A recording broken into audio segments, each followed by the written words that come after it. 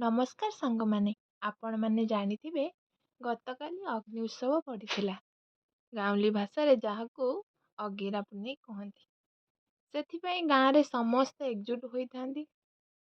ଗାଁରେ ଜଣେ ଦାଦା ଅଗ୍ନି ଉତ୍ସବ ପାଇଁ ଅଗ୍ନି ସଂଯୋଗ କରୁଛନ୍ତି।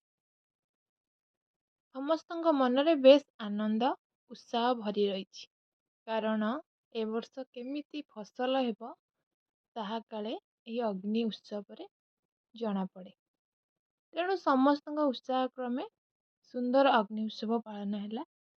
କୀର୍ତ୍ତନ, ଘଣ୍ଟ, ହୁଳହୁଳି ସହ ସମସ୍ତେ ଅଗ୍ନି ଉତ୍ସବରେ ଭାଗ ନେଲେ।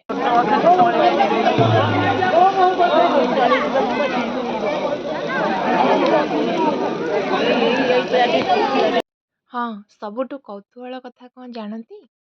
ସମସ୍ତେ ଅନେଇଥାନ୍ତି କିଏ ଆଗେ ନେଇକରି ନିଆଁ ନିଜ ଘରେ ନେଇ ପହଞ୍ଚେଇବ। ମାନେ ସାର। ବର୍ଷରେ ଯିଏ ପ୍ରଥମ ନେଇକି ସାର ନିଜ ଘରେ ରଖିବେ ସିଏ ହିଁ ଭଲ ଫସଲ କରିବେ ବୋଲି ଜଣାଯାଏ।